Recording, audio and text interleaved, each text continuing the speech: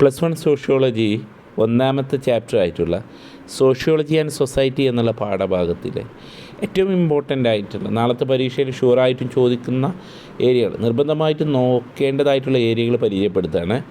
അപ്പോൾ ഇതൊന്ന് നോക്കി വെക്കുക. എന്താണ് നമ്മൾ സോഷ്യോളജിയിൽ നമ്മൾ പഠിക്കുന്നത് എന്താണ് എന്നുള്ളത് നോക്കാം. 3 മാർക്കിനൊക്കെ ചോദ്യം വരാറുണ്ട്. സമൂഹത്തെക്കുറിച്ച് മനസ്സിലാക്കാൻ പറ്റും, മനുഷ്യ സമൂഹത്തിന് പരസ്പര ബന്ധം മനസ്സിലാക്കാൻ പറ്റും, അതുപോലെ തന്നെ കുറ്റകൃത്യ സമൂഹത്തിന് പവിത്രമായ സമൂഹമാക്കുന്നതിന് സഹായിക്കും. അപ്പോൾ ഇതൊക്കെ അതിൻ്റെ സോഷ്യോളജി പഠിക്കുന്നതുകൊണ്ടുള്ള ഗുണങ്ങളാണ് എന്നുള്ളതാണ്. ഇതിൽ ഏറ്റവും ഇമ്പോർട്ടൻ്റ് ആയിട്ടുള്ളതാണ്, എന്തായാലും ചോദിക്കും. 1 വേർഡ് തൊട്ട് 6 മാർക്ക് വരെ ചോദിക്കുന്ന ഒരു ചോദ്യമാണ്, എന്താണ് സോഷ്യോളജിക്കൽ ഇമാജിനേഷൻ എന്നുള്ളത്. ഓക്കെ, ആൻഡ് ദെൻ ഇത് ചോദിക്കുക, how the personal problem becomes public issues എന്നുള്ള ചോദ്യം ഇതുമായി ബന്ധപ്പെട്ട് ചോദിക്കും. അപ്പോൾ സോഷ്യോളജിക്കൽ ഇമാജിനേഷൻ എന്നുള്ള തിയറി കൊണ്ടുവന്നിട്ടുള്ള ആരാന്നുള്ള 1 വേർഡ് ക്വസ്റ്റ്യൻ ചോദിക്കും. സി റൈറ്റ് മിൽസ് ആണ്. ഓക്കെ, വ്യക്തിയും സമൂഹം എങ്ങനെ പരസ്പരം ബന്ധപ്പെട്ടിരിക്കുന്നു എന്നുള്ളതാണ്. ഇതൊക്കെയാണ് അതിൽ നോക്കാനുള്ളത്. ഒരു കാര്യത്തെ സാമൂഹ്യപരമായിട്ട് വീക്ഷിക്കുന്നതിനുള്ള കഴിവാണ്. സാമൂഹ്യശാസ്ത്രപരമായിട്ടുള്ള ഭാവന ഉള്ള ഒരു വ്യക്തിയെ സംബന്ധിച്ചിടത്തോളം സാഹചര്യത്തിനനുസരിച്ച് തീരുമാനമെടുക്കാനും സ്വയം മുന്നേറാനും കഴിയുമെന്നൊക്കെയാണ് ഇതിൽ പറയുന്നത്.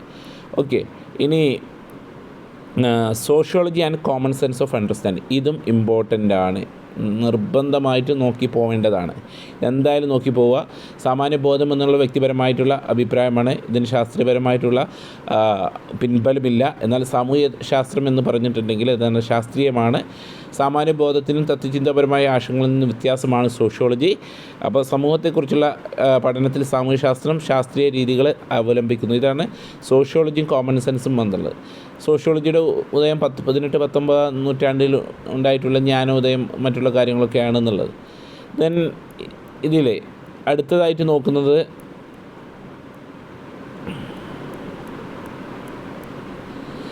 ദ സ്കോപ്പ് ഓഫ് സോഷ്യോളജി, സാമൂഹ്യശാസ്ത്രത്തിൻ്റെ വ്യാപ്തി.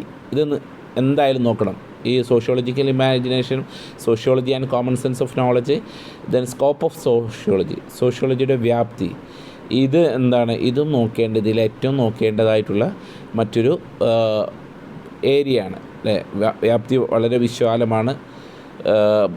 സാമൂഹ്യശാസ്ത്രം പഠിക്കുന്നത് കൊണ്ട് ബുദ്ധിപരമായിട്ടുള്ള ഗുണങ്ങളുണ്ട്. നാം ജീവിക്കുന്ന സമൂഹത്തെക്കുറിച്ച് വ്യക്തമായിട്ടുള്ള കാഴ്ചപ്പാടുണ്ടാക്കാൻ സഹായിക്കുന്നു. സാമൂഹ്യശാസ്ത്രം വസ്തുനിഷ്ഠാപരമായിട്ടുള്ള അറിവിന് പ്രാധാന്യം നൽകുന്നു. വർണ്ണം, വർഗം, പ്രദേശം, മതം എന്നിവയിലുണ്ടാകുന്ന സങ്കുചിതത്തിൽ നാം ഇത്തരത്തിലുള്ള കാര്യങ്ങളാണ് നോക്കാനുള്ളത്. പിന്നെ ഇനി നോക്കാനുള്ളത് സാമൂഹ്യശാസ്ത്രവും മറ്റുള്ള ശാസ്ത്ര ശാഖയുമായിട്ടുള്ള ബന്ധം. അതൊന്ന് നോക്കി വെക്കുക. സാമൂഹ്യശാസ്ത്രം ചരിത്രം, സാമൂഹ്യശാസ്ത്രം മനഃശാസ്ത്രം, ആന്ത്രപ്പോളജി നരവംശശാസ്ത്രം, ഓക്കെ, അതുവരെയുള്ളത് നോക്കുക. എക്കണോമിക്സിൻ്റെ സാമ്പത്തിക ശാസ്ത്രമുണ്ട്. ഓക്കെ, അതൊന്ന് ജസ്റ്റ് ഒന്ന് വായിച്ച് പോയി നോക്കുക. ഇത്രയാണ് നമുക്ക് 1ാമത്തെ പാഠത്തു നിന്ന് നമുക്കുള്ള ഷുവർ ക്വസ്റ്റ്യൻ.